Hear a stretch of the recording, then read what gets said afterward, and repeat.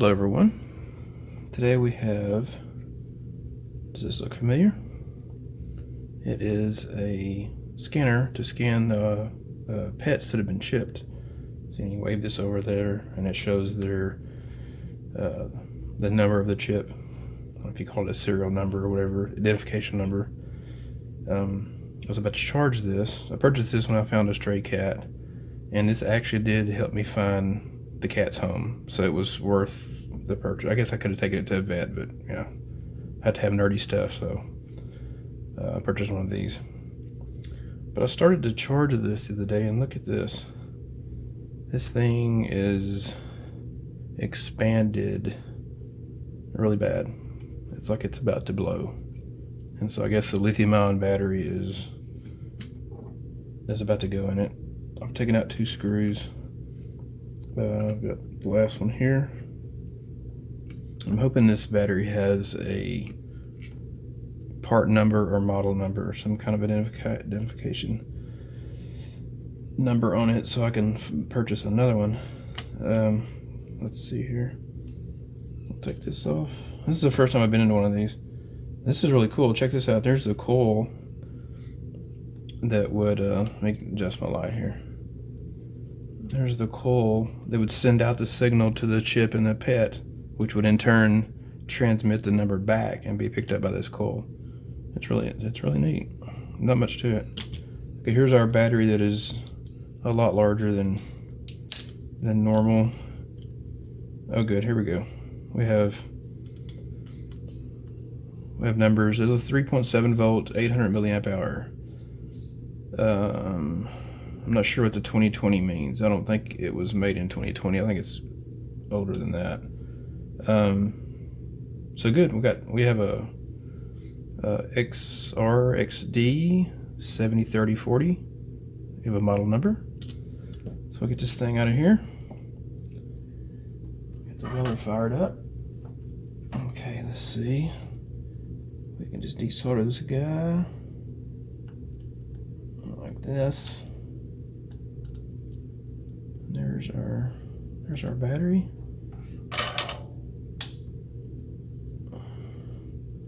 Look, it's about to blow. Looks like it has a charging circuit on board. Probably get one pretty cheap on eBay. There's not much to this little circuit. Let's flip it over just so we can be nosy. Yeah, let's see.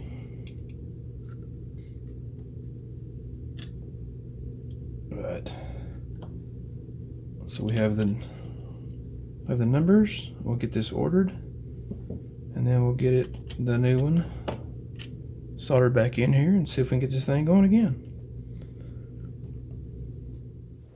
Wanted to take a second and talk about the microchip that's inserted into pets and how it works and how the detector reads it. The chip they insert in the pet this is a giant version of it. It's an oval glass tube, a little bit bigger than a grain of rice. One end of it is an antenna attached to a circuit board.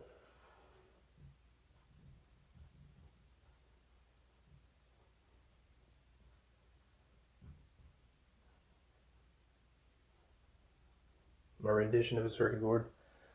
And it's the same thing. It's an RFID. It's the same thing as the little tags they put on clothing in department stores where you can't steal the clothing. It sets off the alarm. It's the same principle. And in the reader, let's see, like the one I'm working on today.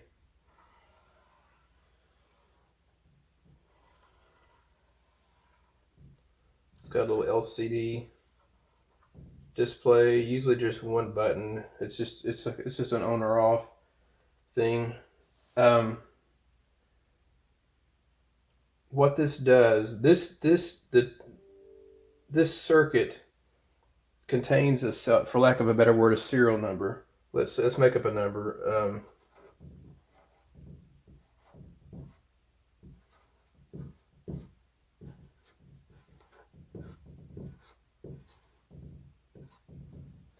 Let's say this is the number that's stored in the chip. So what this does, when you press the button to turn it on, it sends a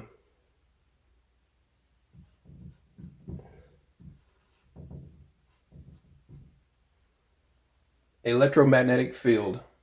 So it transmits almost like it's just like wireless charging on a phone. It sends this field down, which is picked up by the antenna. And there's no information. That is just voltage it's sending in here. This picks that voltage up, and it's enough voltage to activate this circuitry. And this circuitry, its only purpose in life is to transmit this number back. So once it gets its voltage, it, instead of receiving, now it's transmitting, and it transmits back up to this, which is now in receive mode. It receives it, and now you have your number that shows up. And that's all it does. This is some people think this is the chip that's in their pet is a tracking device. It is not a tracking device. It does nothing but just sit there waiting for this signal by these readers to get this number. And what this number is good for is you can give this number to the vet, or the vet will scan it. It will get this number, and this number is simply it's a pointer to a record that has the person's name, cell phone number, email address, and all this stuff. And so you find the pet, you scan it, you get this number points to all this, and you can return the pet to the owner. And I've tried, that's the reason I purchased this one that I have now that I'm working on today. I found a cat, purchased this, scanned the cat, and I had a number. And with that number, I was able to return the cat to its owner. It works pretty cool. But very valuable thing. It really, really, really need to get your pets, cats and dogs, chipped, because it's a good way for someone to find their home, find their way back home. But that's all it, in a nutshell, that's kind of what that thing does. It just receives voltage, sends back the signal, this picks it up, and you read it off, and you get to look it up. And I think, this is just my theory in my head, the transmit signal, when this transmits back, I think at least a cat can feel that. Because every time I transmit on the cat I had, and it would send this pulse back, the cat would kind of jump a little bit. I don't think it was hurting the cat, but I think it was enough that it could, like it felt that pulse of energy being sent back out of it. So I don't know, I thought that was strange. That was really weird that they could feel that. But anyway, that in a nutshell, that's how it works. And now we'll get back to putting this thing back together. Okay, 2 days later, with the magic of Amazon, we have the new battery. I found one. This is the original. About to blow. And I found one that's 900 milliamp hours instead of 800. So I'm like, woo, man. 100 more milliamp hours. But, of course, it's thicker. So I'm not sure if this is going to close properly. I should have just got the 800. But we'll see. Get this mounted in here. And see how it goes. Okay, it's got a little connector. Of course, we don't need the connector. Get tall. Cut that off. Let's see, I'm not sure if these will even strip anything this tiny. No. Let's see. We'll just go old school on the stripping.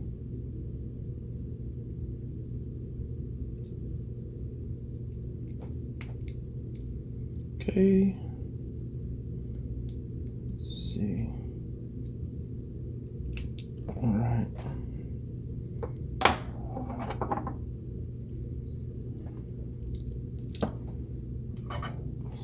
soldering iron is ready.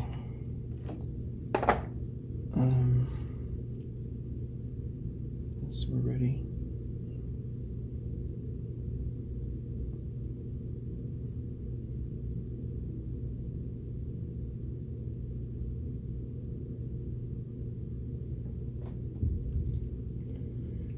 Okay, hope it's enough solder. So we got the positive and negative. Thank goodness they're labeled. Get this soldered in. I can see this.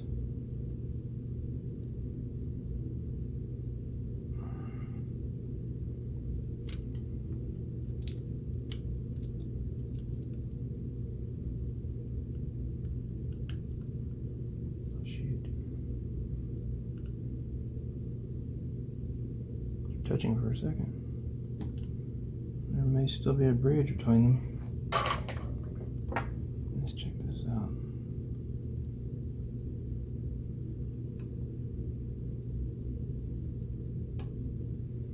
There's a bridge between them. This is gonna slip. I'm gonna cut my finger. Okay, I can't figure out. Let's see if we've got these two are touching.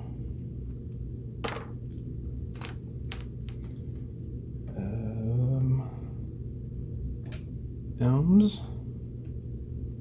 I don't know if y'all can see that. Let me make this up a little bit. Oh, it's still not high enough. Okay, never mind.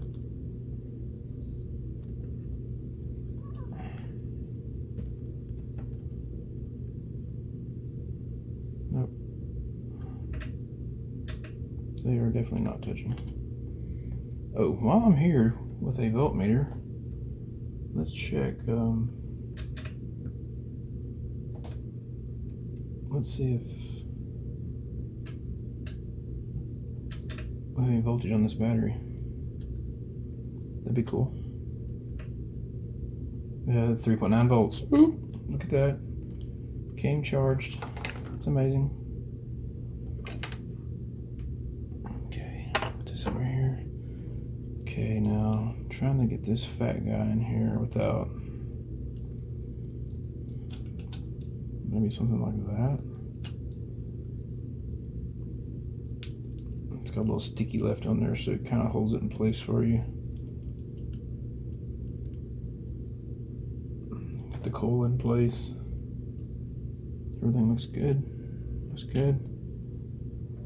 Now, not sure how well this is going to go together. This top part snaps. It'll snap together. Let's see if I can get some of these screws in here.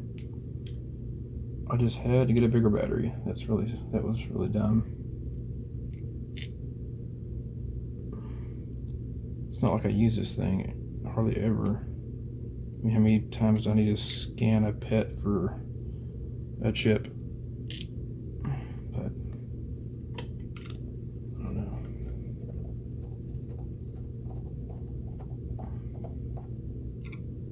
That kind of went down a little bit.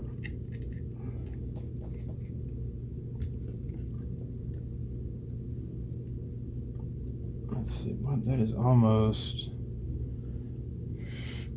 the wrong tool. Let's see.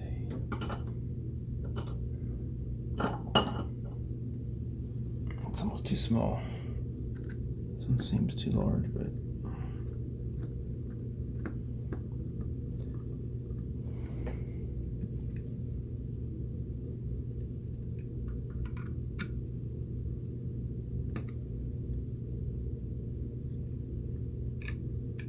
reach into there to that one.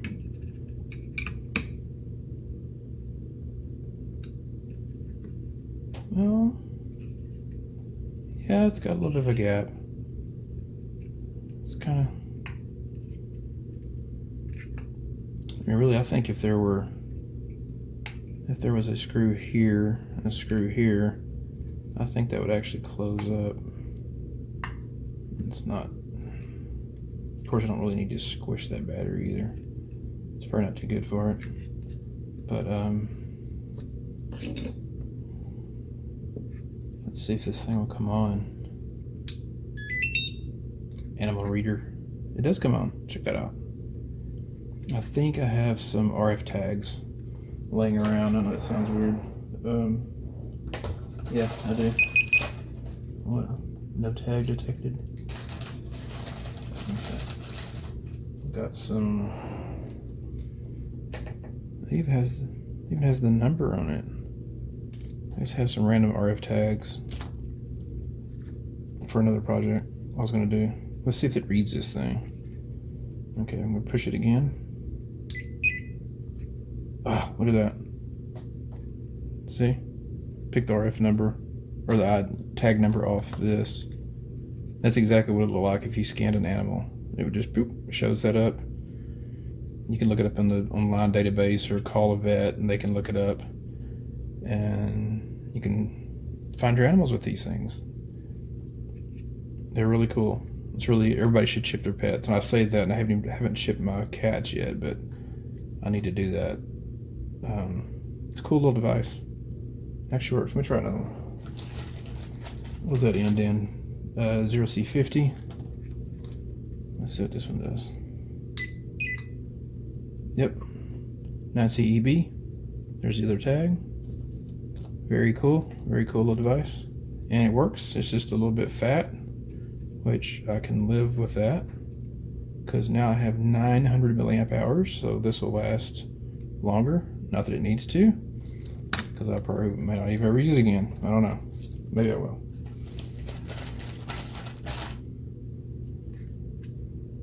And that is the end of this video for replacing the battery and a pet chip